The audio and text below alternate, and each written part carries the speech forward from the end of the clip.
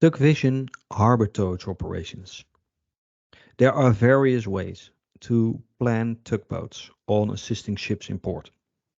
In this demonstration, we will show you how the crew on board can actually create an assistance.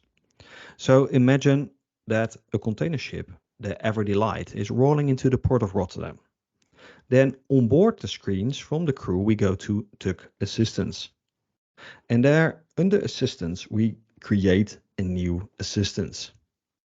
So it's the job type Rotterdam and it's the area de Maasvlakte 2. Then the ship is arriving from the sea.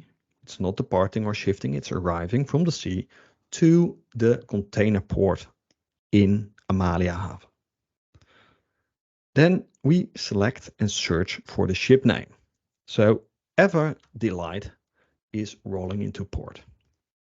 And this is the way we create an assistance on board the tugboat. Now, upon the real time when the ship is really going into port, they open up this time registration tab. And here you can register everything they need. So they are contacted by a pilot, Peter Hope. And he summons them to come to his aid. So they start up the engines and they start their mobilization. But when they come on site, they are ready to start operation, but they need to wait. So then the crew can insert services by waiting and say, hi, today we were at 1600 at the place, but we can only start at 1700, making a duration of 1 hour waiting time. So they start then with operation at 1700, they end it on 1800, and they are back at the berth at 1900. This is the configuration.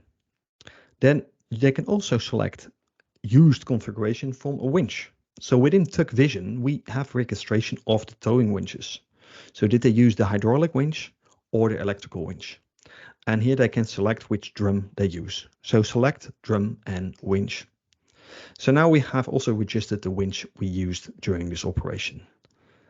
We press finish and that will make the red line turn green in the overview, meaning everything related to this registration is finished.